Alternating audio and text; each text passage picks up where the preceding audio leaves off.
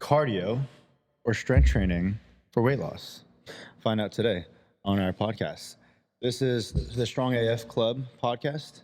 I'm your host, Asim Fayez, and this is my wife. I'm Leila. And we are inside Novo Barbell Club here in Chantilly, Virginia. And today we have our homie, Will Bullock, emceeing us today, helping us out. Appreciate you, man. And our focus today is to go over some Q&As. Throughout the week, we get a lot of questions while here in the facility. We get a lot of DMs online.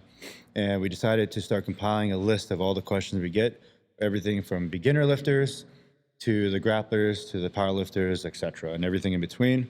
And we're going to do a series kind of sectioning off these questions and answering them for you guys in a long form kind of format. So to kick us off, Leila, do you want to ask the first question? Sure. All right. So first question we have, what's the best way to start off working out? Good question. So one of the things that I think we both can agree on is staying motivated is the hardest thing. 100%. So I think first identifying what your goal is, and then figuring out what style of training actually is fun for you. Because if it isn't fun, you're probably not going to stick with it. So I'd say your first route, just figure out how often can you work out. Then I would go and try to find a modal of training that is interesting and fun for you. And in this era, there's so many different ways to express fitness and train fitness that I think you can find something anywhere. But I would say starting off light, body weight stuff is usually what we like to say. You got to earn the weight on the bar is our motto. So whatever movement you want to do, say if you have an in-gym goal of like strength, maybe regressing it down to its simplest form and learning that first, perfecting the technique, maybe get a trainer or a workout buddy. Find something or someone that can hold you accountable and find a workout modal that gets you excited. If you're a runner, find something that has a lot of endurance in it. If you're a lifter, meathead, knuckle dragger, and you want to lift heavy stuff, maybe go find a barbell gym.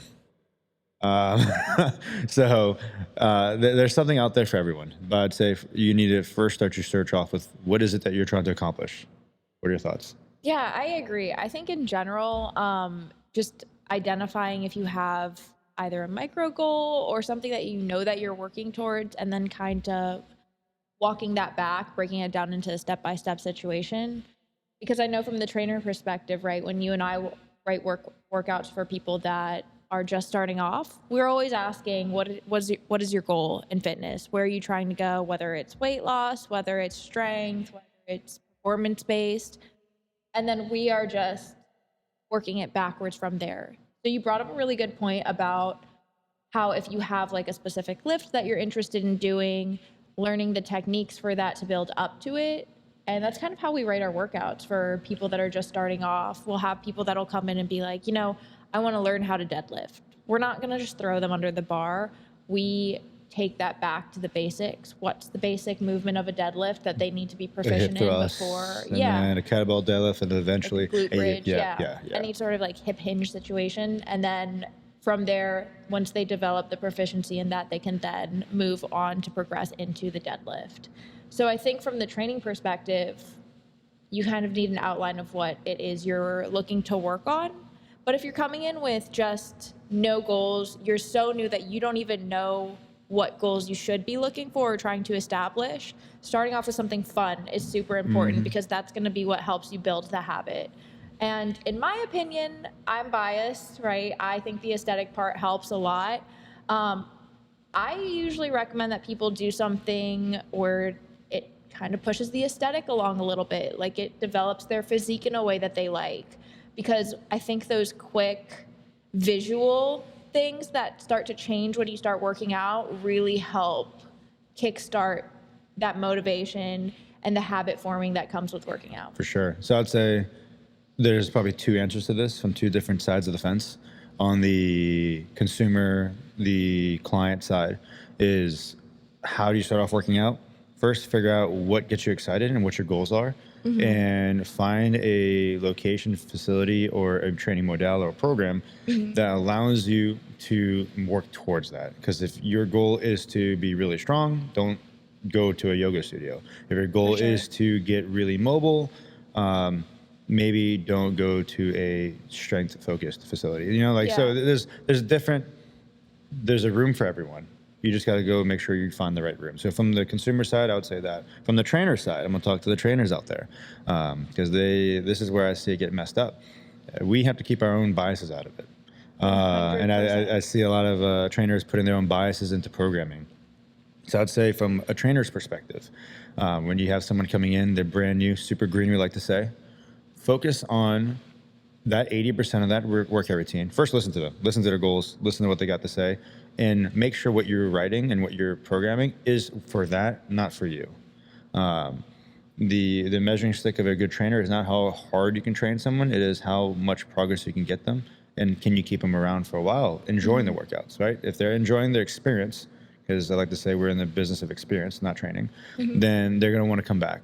And that's part of the whole keeping people in. The reason people are constantly restarting fitness, not always, is because they lack the ability to stay motivated or find realistic ways to stay motivated. And I think that kind of segues into the next question, which is how to stay motivated. I think they kind of go hand in hand. A lot of times when people are first starting off, they're very motivated. They probably saw a movie, they went to the doctors, or they saw something online that got them inspired, you know. Yeah. But then when that motivation dies, what do you do then? So I think finding ways to help you stay motivated along the way is also equally as important as figuring out what style of training you should do when you first start off, which then I'm curious to hear on your end, because I think this is where you and I differ. We're very different people in this regard. We're motivated by different things. So I'm going to let you take the mic and tell us how you like to stay motivated. How I stay motivated? Okay, so one thing that you have to know about me first is that I'm incredibly externally motivated. I am more likely to follow through on something if it is for someone else, not for me. So for me, the external motivation is a big driving factor. Once I get into the routine of something, once I make something a habit, I'm pretty good about sticking with it. But when I fall off of the routine, I have to start from square one. And that means that there has to be somebody there, I don't want to say holding my hand, but a little bit. So either I have to tell somebody that I'm going to either see them at the gym, have somebody hold me accountable, or what I've been doing recently, which is just posting my workouts online, because I've told people on the internet that I don't even know that I'm going to be posting online my lifts. And that's what I've been holding myself accountable to without having to include another person. But I think that there's a lot of people out there that do really need the external motivation. If you've seen, there's plenty of people that will do things for others that they won't do for themselves. I would almost argue more people are like that Yeah. than that are internally. A lot of people, I think they're internally motivated, and that's usually where it starts. But what keeps people going is that social external feedback. For sure. And that's the utility of a personal trainer, right? Because that's somebody that you've committed to seeing at a certain date and time that you know is going to be there and make sure that you show up. I mean, I think a large part of our client base has been people that are like, I know how to work out, I've been in the gym before, but I fell off and I really need somebody to hold me accountable. Yeah. And I mean, that's why there's a personal training business, really. Yeah, and I agree with that. And I think the accountability side is super important. Yeah. And how you hold yourself accountable can be in different ways. Like for you, you say you're externally motivated. So for you, like a good example would be, well, one, when you had targets of like when you were competing when we first met, you had a set target date of when you needed to show up and also show out, you know? But then recently you did something that was pretty cool, which was that whole 1 pound for one follower thing, where for every follower you got, you would lift X amount. And that was really cool because the intensity and change in your training was definitely interesting to watch. And the thing with you that I've noticed is over the years is when you build momentum and a habit into something, it stays that way until you then segue your goal into something else, et cetera, right? We all have squirrel brains at times. But I think for you, it's heavily, you approach it with a tenacity that's interesting to watch, but it is heavily externally motivated. Yeah. Right? You set a marker, but the thing is, I think you learn that about yourself and learn to weaponize it. And none of these, whether you're external or internal, I don't think one is better than the other. They both have their strengths. They both have their weaknesses. But I think how do you stay motivated is first identify which one you are. Like, are you an externally motivated person? You got to be real with yourself. Or are you internally? Like for me, I'm heavily internal. Yeah. What's happening in the outside world doesn't really drive me as hard as more of what's happening in my mind. And for me, you've seen me go through this many a times, both on the mats or in the weight room, and even in business, is if I don't have a finite goal that I'm working towards or something that like I'm trying to accomplish that day, that week, that month, that year, it almost feels like I'm sitting in limbo, kind of like a fish sitting in the middle of the water, just kind of like I'm the where same to way go with now. that, Yeah, yeah. yeah. So, but for me, it's all about like the dialogue I'm having in myself, in my own head.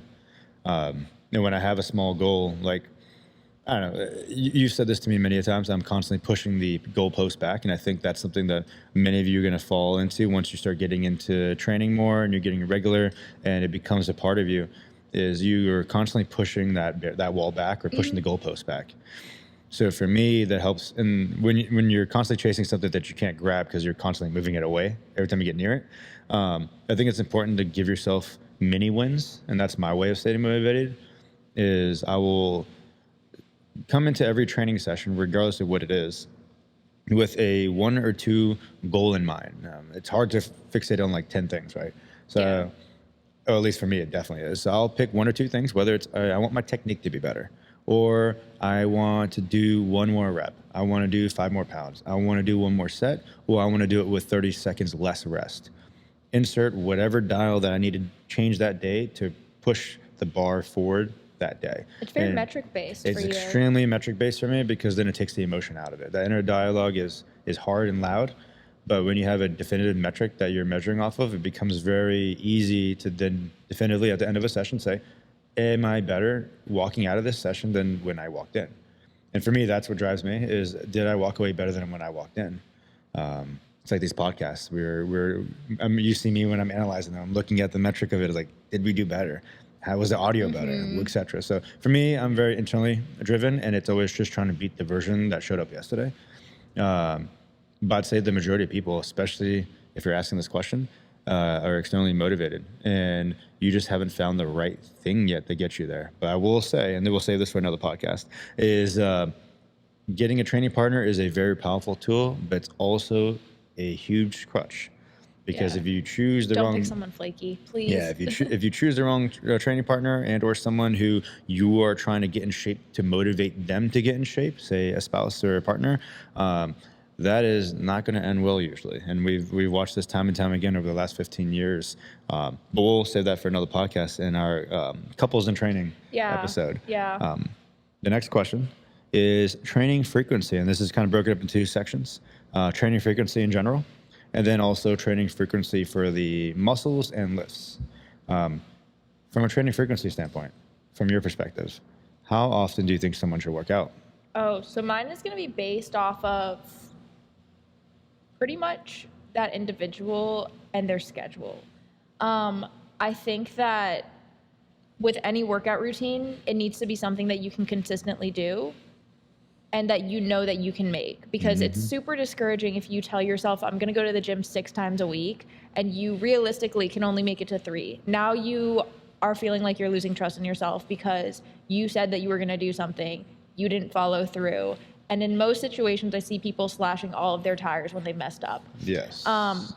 We're just kind of like, throw the whole training program out because I couldn't make 6 days, and now I don't know which workout I'm supposed to be doing off of my training program because I only made it 3 days this week. Those are the people who are constantly restarting. Yeah, restart constantly button. restarting, Yes. picking a different program. Monday, I'll start on Monday. Yeah, so first and probably the most importantly, look at your schedule and see what's realistic for you to commit to in terms of training frequency. If you know you can only do 2 times a week and 3 would be like really pushing it, commit to 2 times a week. And if you get that 3rd in, then that's just bonus points. That's fantastic. You made it a 3rd time. You did more than you said you were going to do. Yeah.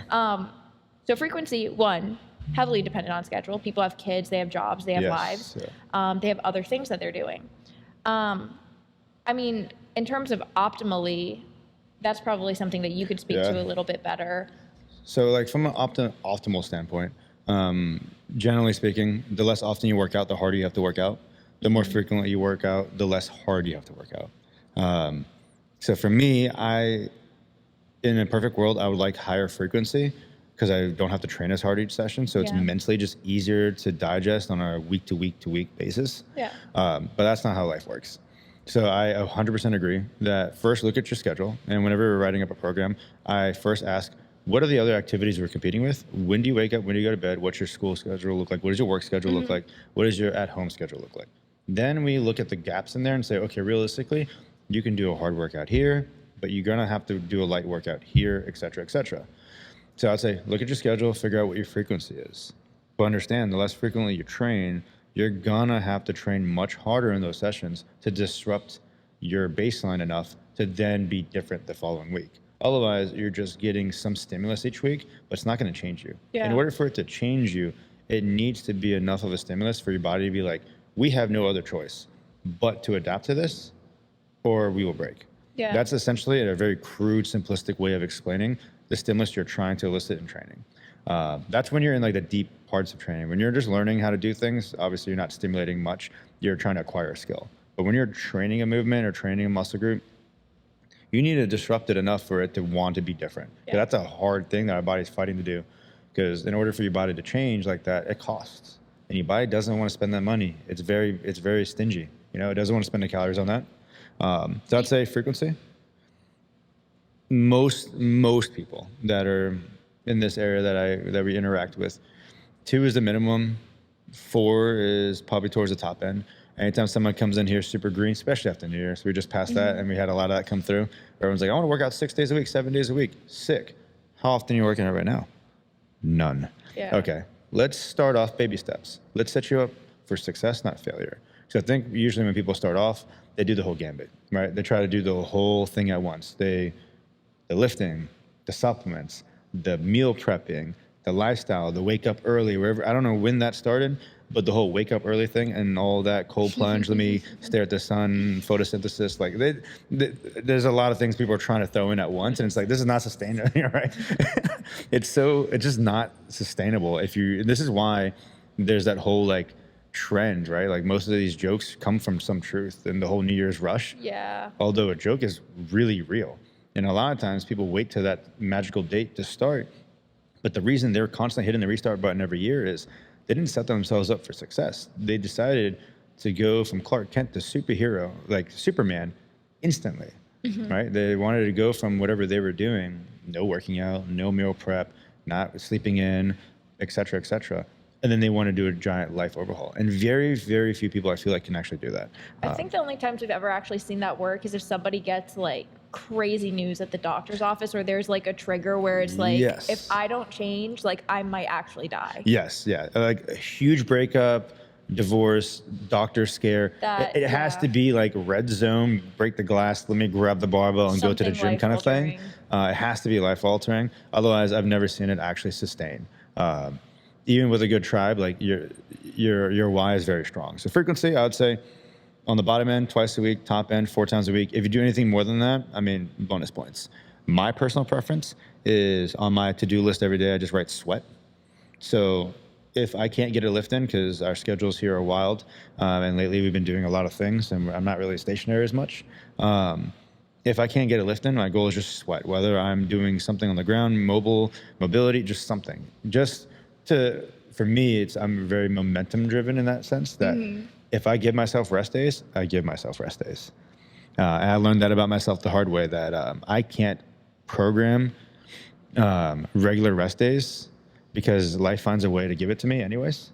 And if I take the option of taking a rest day, I'm going to take another one. So I build momentum any way you roll the ball down the hill. So if you roll me down the hill of just doing something small every single day, some of those days it'll be a full-on lift. The other days it's technique work or just something. Just get in here, do something. Because again, it goes back to once you fall out of the habit, it's really easy to stay out of the habit, and it's really hard to get back into it. For I would say it's like rolling a ball, right? Like you can roll a ball down a hill, and that's you falling off the wagon. But building up that new habit is rolling that ball up the hill. Yeah. And it's easy to keep pushing it, like pushing a sled across a parking lot. If you just keep pushing that sled at the same cadence, it's easy. But if you slow down to get it to go back up, it is way harder. So just for me, microdose every single day, small bites every single day has been the most successful way.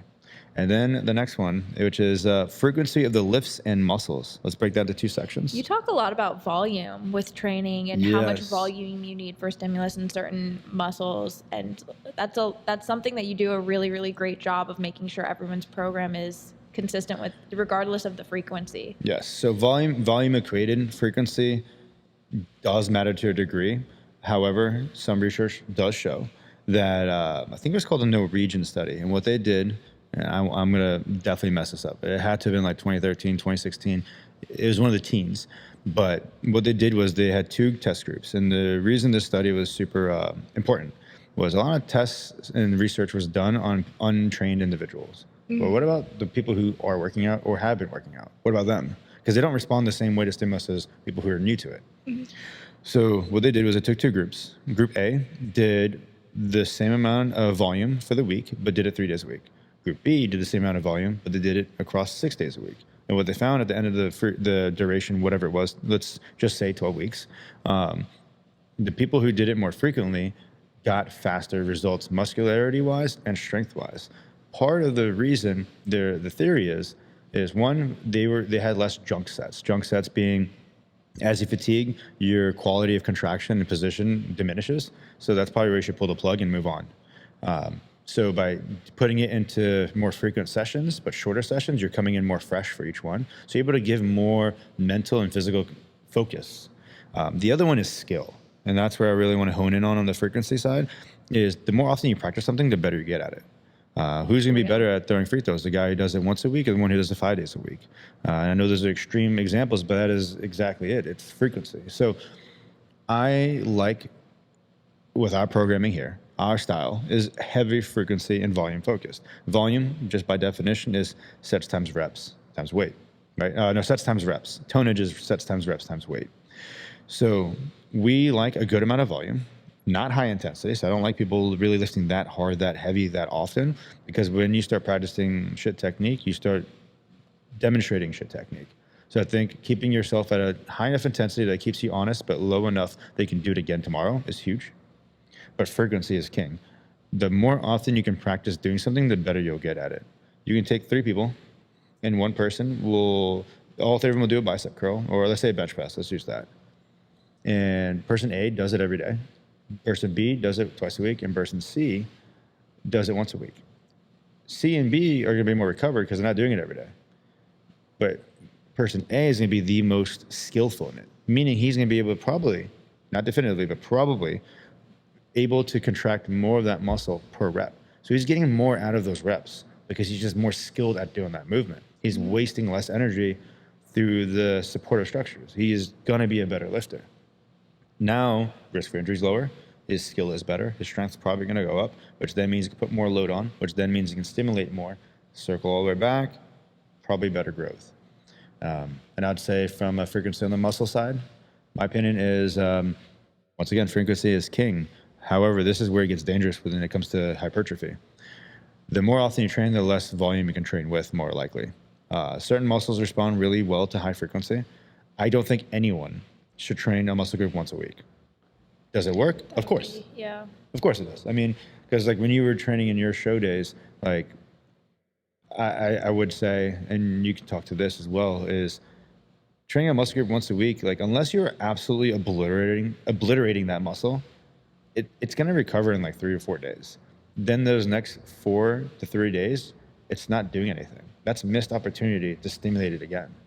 So what's your thoughts on this? Because one of the things that I think about when you say that, and frequency on why the utility of training something only once a week, is if you don't actually want that muscle group to grow that much. You just want it to stay the same. Because especially with physique related goals, right? Like there are things that we don't want to have get bigger. Yes. We don't want that extra volume. So do you think it would be beneficial to only train something once a week if you don't really want it to get any bigger? You just want to keep it the same.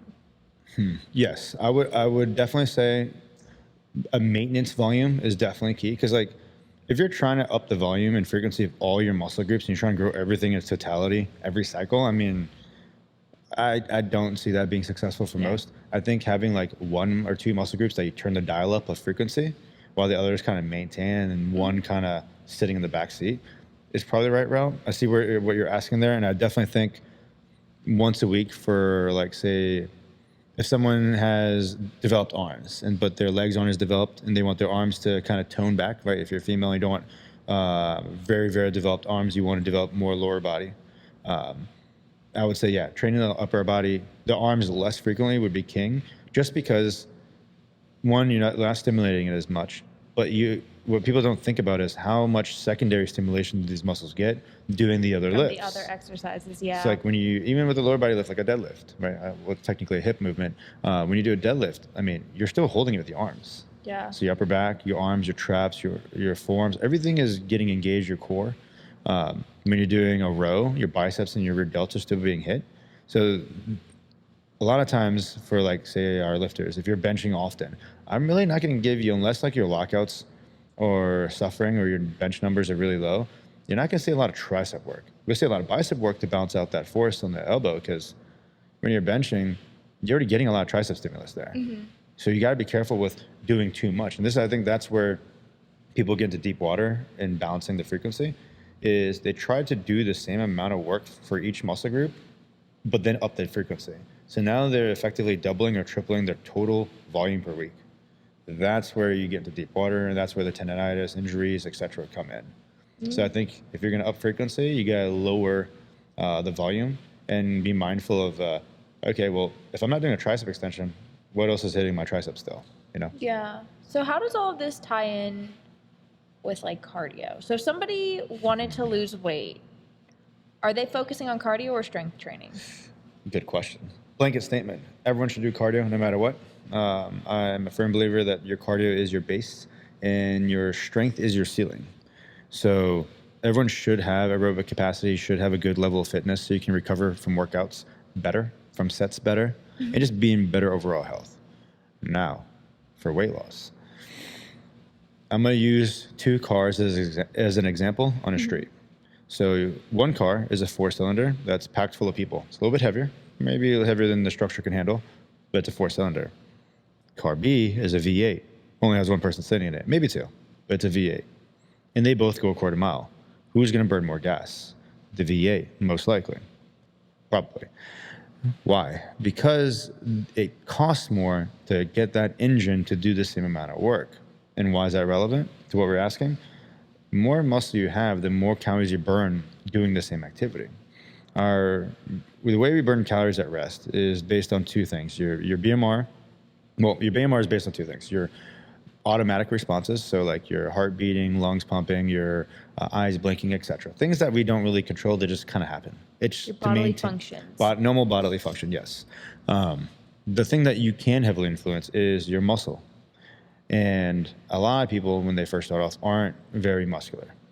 And I think by increasing your musculature, and it doesn't have to be by that much. Like, trust me, you're not going to work out for a couple of days or a couple of weeks and look like Ronnie Coleman tomorrow. It just will not happen. Trust me, I've been trying my whole life.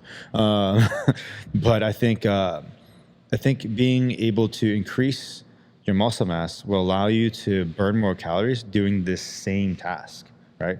So the more muscle you have, the easier it is to stay leaner doing the same activities, because you're just burning more calories. And as long as you're not being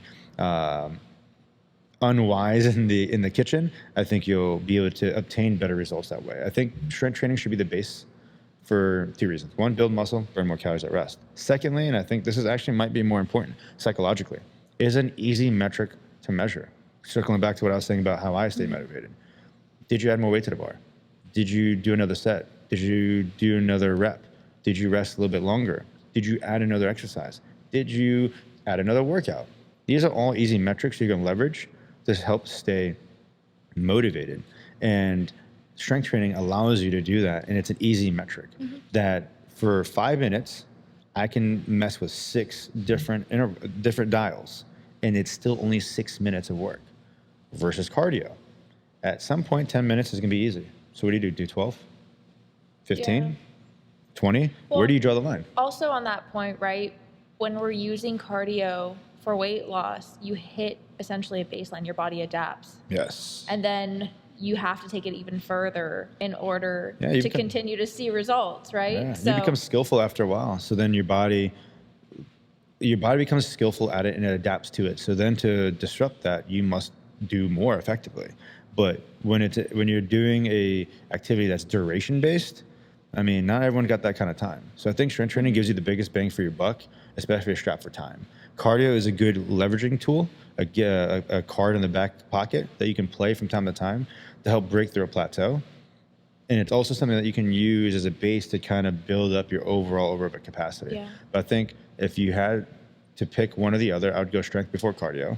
But you should always have some kind of cardiovascular training happening just for general health and building up that base. Yeah. Strong Also, foundation. If you've ever done more than 10 reps of any lift, you know that is basically cardio. So Yeah, I would say I'm way more gassed banging out sets of 20 heavy back squats than I am running a mile by far. No matter how long I've been doing those 20 rep sets, they never get easier, and a mile gets easier Yeah. for sure. But I think that would be a good ending point there. Guys, so what we're looking to accomplish here is start off with more of like a general approach to the Q&As here. So we kind of lumped up all the questions because we get them from all walks of life. And we wanted to start off with more of like a general approach. And then from there, with each video, kind of segue into its own little subcategory. So that way it's easy for you guys to kind of figure out which one you want to listen to. But if you have any questions, you can leave a comment below in the comment box. For sure, this is going to go out on YouTube and Spotify. We're both very new to podcasting, so this is all new territory for us. So you're learning with us. So we may put it on other platforms, but right now, Spotify, YouTube for sure. Do you have any other ending notes? if there's anything specific you want to see, let us know, and we'll make sure that it's included. For sure. Yeah, we're constantly archiving the list. Our team is scouring all the channels and making sure that we are writing down everything you guys ask. Pay attention to our Instagram Q&As. I put up one. I'm going to start putting up one every week or every other week where you guys have an opportunity to just ask a question. We take those questions and we'll answer them here. But for now, I appreciate you guys for listening. I want to give a couple shout outs. One to, again, our homie, Will Bullock in the back. He is emceeing us today. He's from Chase Dreams Not Fame Thank you. podcast, local grappler as well. And then I'm going to constantly shout this guy out. Raph from Verbal Tap and Grappling Hour podcast. This wouldn't be possible without you, man. Huge blessing to have you with us. Thank you guys for listening. And we look forward to hearing you guys or seeing you guys in the next episode. Yeah.